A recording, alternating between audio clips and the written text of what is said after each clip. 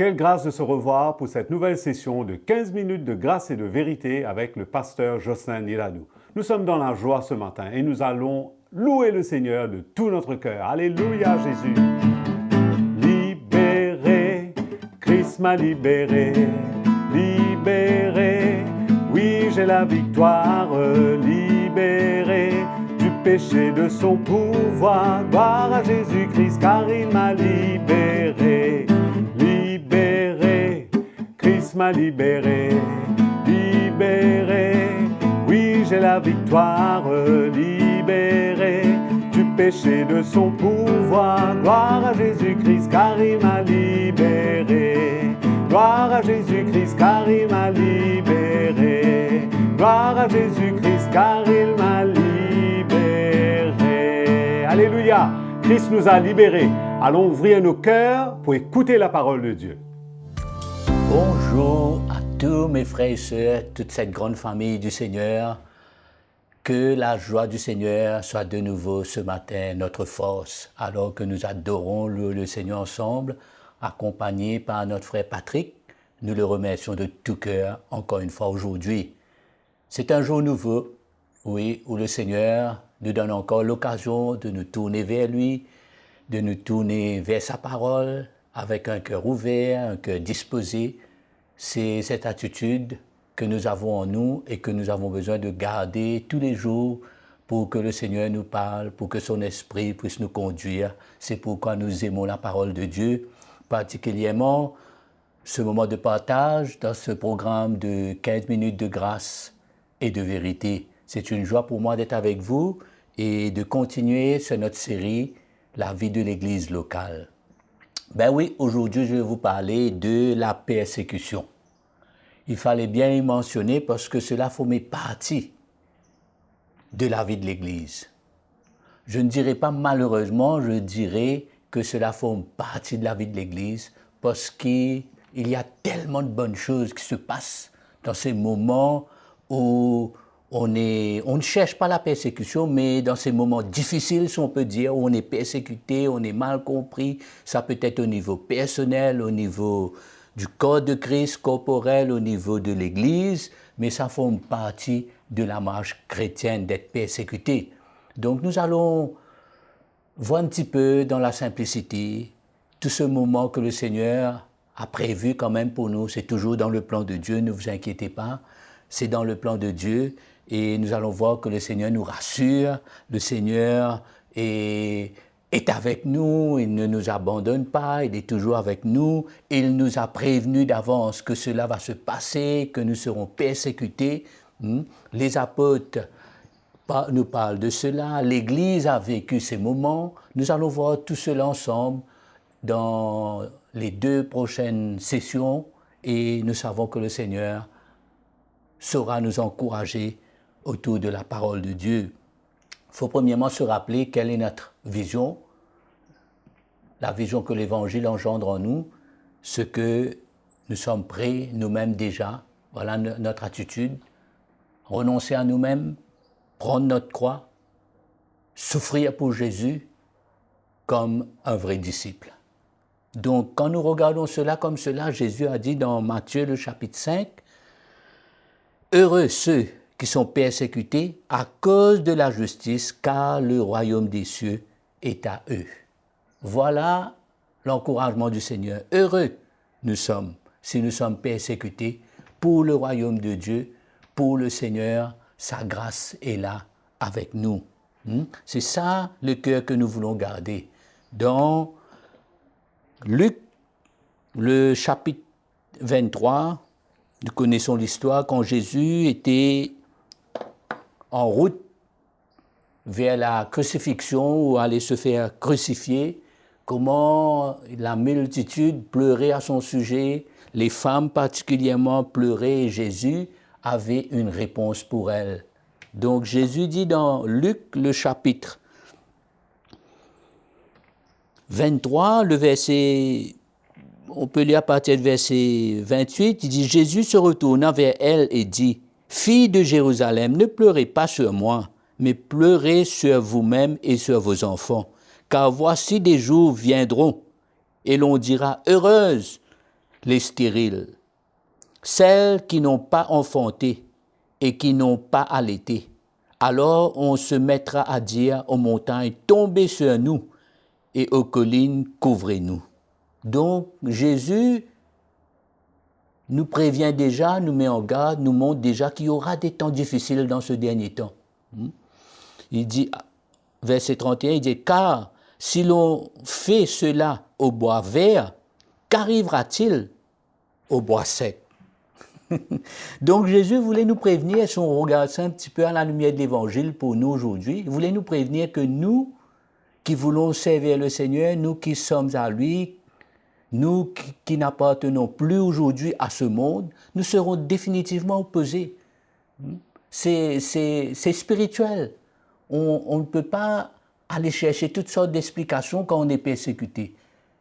C'est un moment difficile, un moment d'épreuve.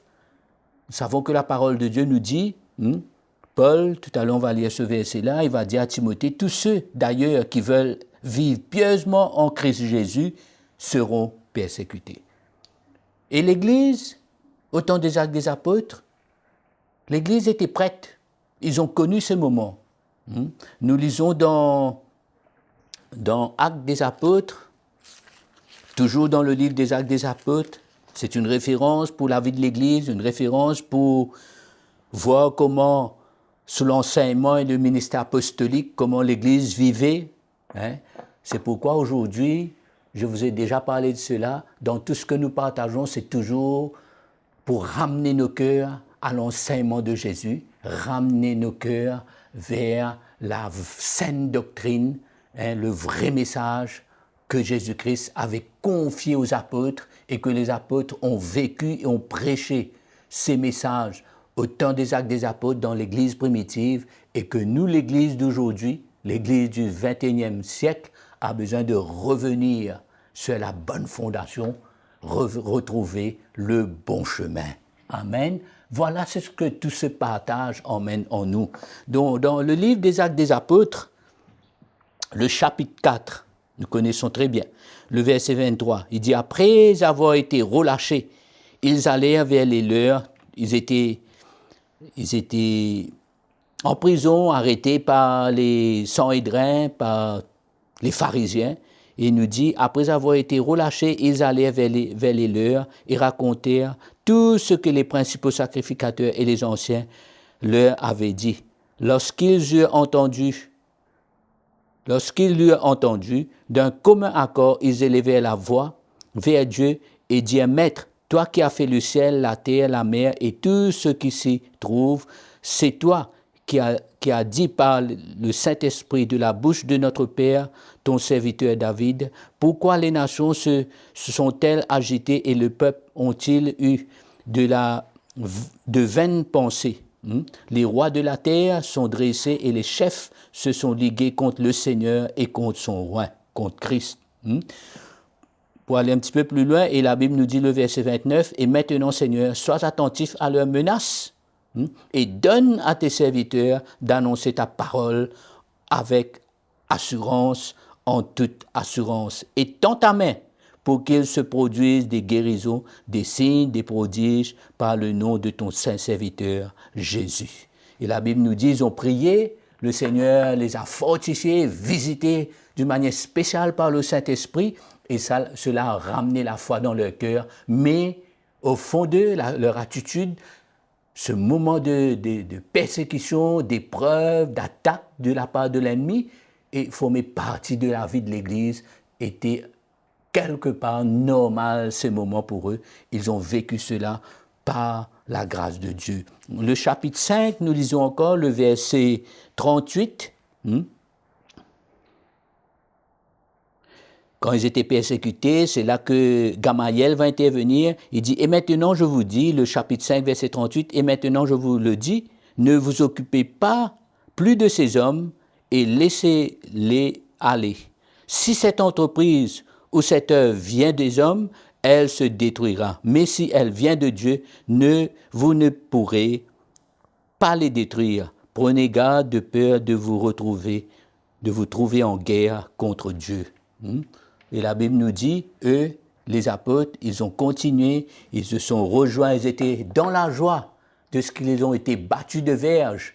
Et ils se sont retrouvés les leurs, ils sont revenus vers les frères et sœurs et leur cœur était dans la joie. Dans les moments où il y a eu ces vagues de persécution, d'attaques contre l'Église, je me souviens quelques années de cela, nous-mêmes dans nos églises, ici nous avons connu une grosse vague de persécution et comment on avait à se reposer sur la vision qu'il y avait dans le cœur des serviteurs de Dieu. L'onction apostolique au milieu de nous nous a emmenés à rechercher le conseil de Dieu. Pourtant, on a eu beaucoup de conseils, on voulait se justifier, on voulait répondre à toutes ces accusations, mais dans nos cœurs, nous avons choisi avec le leadership de l'Église, les conducteurs de l'Église, nous avons voulu nous aligner et rester dans le silence devant le Seigneur. Sa grâce s'est manifestée et nous pouvons dire que nous avons connu des moments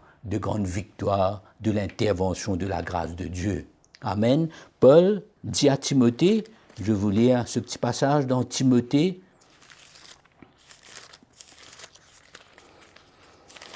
Avant de terminer cette première partie de la persécution, Paul dit à Timothée dans 2 Timothée, le chapitre 3, le verset 12. Il dit, tous ceux d'ailleurs qui veulent vivre pieusement en Christ Jésus seront persécutés. Au fait, un petit peu plus haut, il dit, pour toi, tu as suivi de près mon enseignement, ma conduite, mes résolutions, ma foi, ma patience, mon amour, ma persévérance, mes persécutions, mes souffrances. À quelle souffrance n'ai-je pas été exposé à Antioche, à Iconium, à Lystre? Quelle persécution n'ai-je pas supportée? Paul a été fortement opposé, persécuté, que ce soit au niveau personnel, mais au niveau de son ministère et de son équipe, l'appel de Dieu, pour toute l'Église à son époque. Mais là, il répond, il dit, quelle persécution n'ai-je pas supportée? Et le Seigneur m'a délivré de toutes. C'est ça qui a poussé à dire à Timothée, tous ceux d'ailleurs qui veulent vivre pieusement en Christ Jésus seront persécutés. Amen. Je crois qu'on peut trouver des occasions pour s'encourager dans les moments de persécution. On n'a pas peur, on ne cherche pas à être persécuté, on marche selon le plan de Dieu, sans compromis, sans mélange, mais garder l'Évangile, la saine doctrine, et le Seigneur saura prendre soin de nous. Donc, la persécution forme partie de la vie de l'Église, et cela peut amener beaucoup de richesse, beaucoup de force dans notre cœur pour continuer et persévérer dans le plan merveilleux que Jésus a pour chacun de nous personnellement, pour notre famille, mais pour l'Église entière. Que ces quelques paroles vous encouragent. J'étais content d'être avec vous et on se retrouve à très bientôt. Merci. Nous sommes bénis par le message que le Seigneur a mis dans le cœur de son serviteur, le pasteur Jocelyn Néladou, dans cette session de 15 minutes de grâce et de vérité. Nous vous encourageons à aimer cette émission et à partager à tous ceux que vous connaissez. N'oubliez pas à vous souscrire à notre chaîne CTMI et à cliquer sur la petite cloche pour être averti des prochains épisodes. Prenez contact avec nous à l'adresse indiquée sur votre écran et partagez-nous vos commentaires, vos expériences avec le Seigneur. On vous aime et à bientôt.